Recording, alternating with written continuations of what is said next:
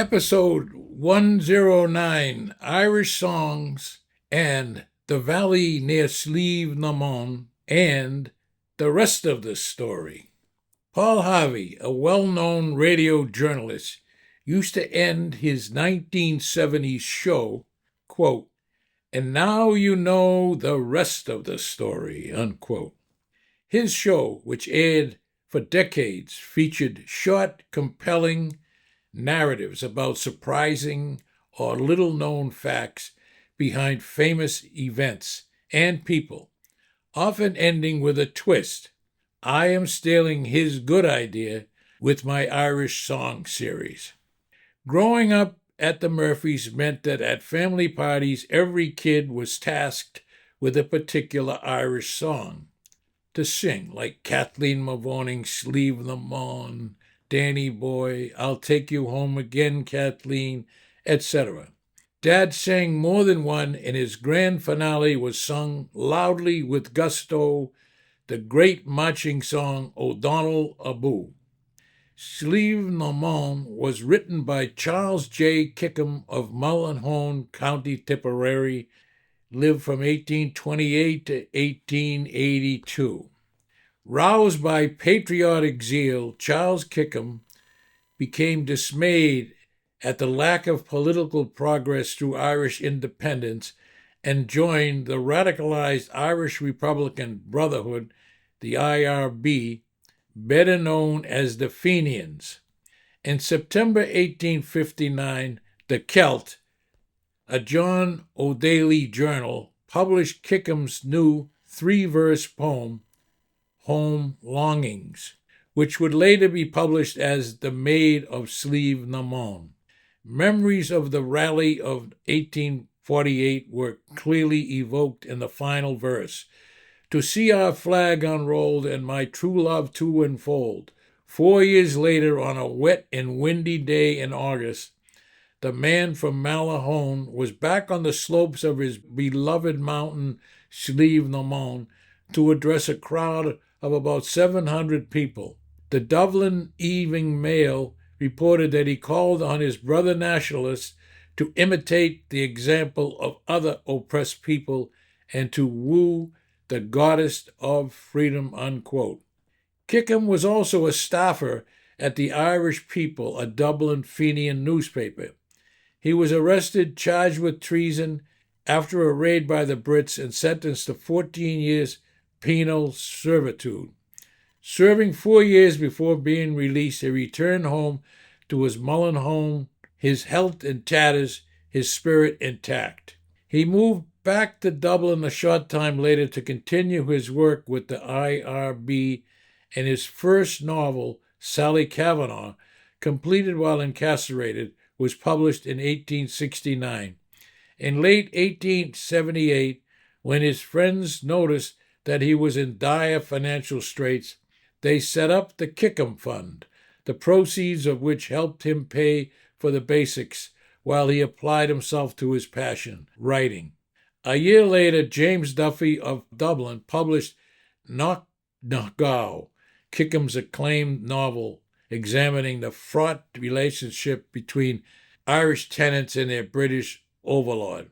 Charles J. Kickham died August 22, 1882 in Blackrock, Dublin.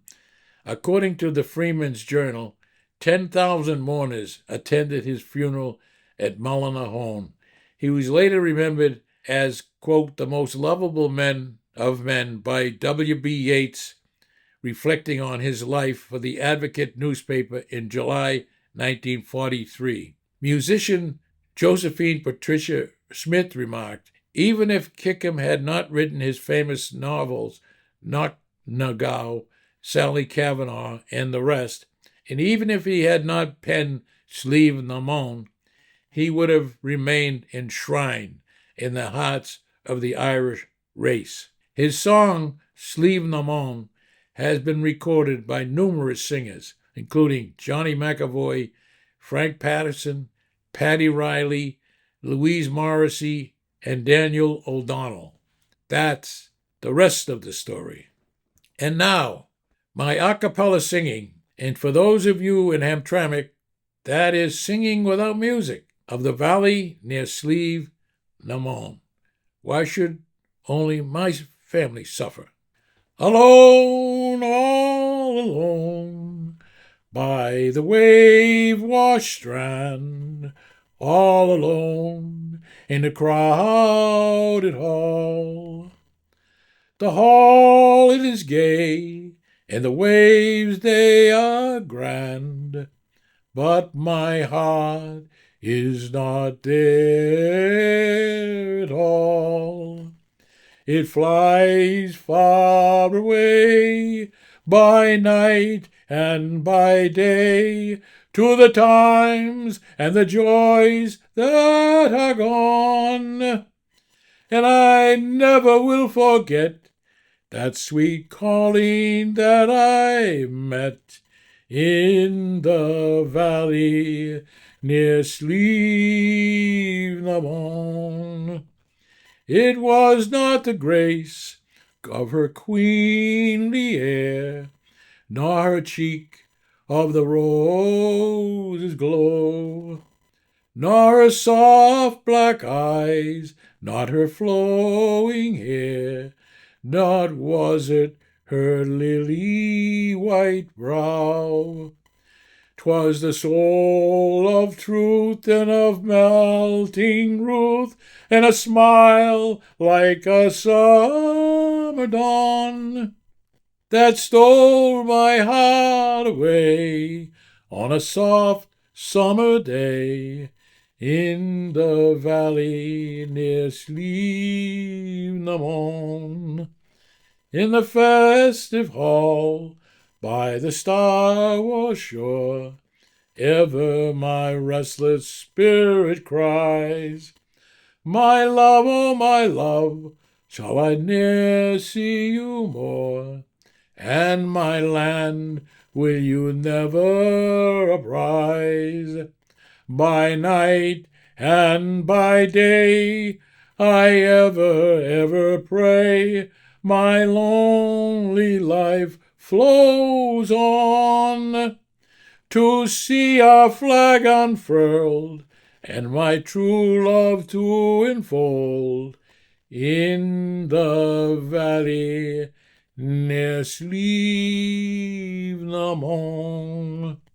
If this episode sparked something for you, head to the show notes and make a donation. Buy Me a Coffee is an app that allows consumers of podcasts, YouTubers, etc., who appreciate a creator's podcast to donate. That helps to keep my mic and my camera on and my stories flowing. Rather than suggest a donation amount, please judge what you get from these and other episodes and join my supporters. Make your donation to buymeacoffee.com/degreasings, spelled DEGREASINGSS. buymeacoffee.com/degreasings. Thank you.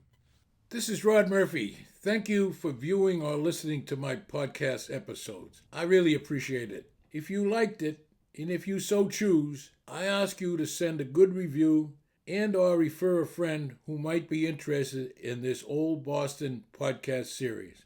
Again, my thanks.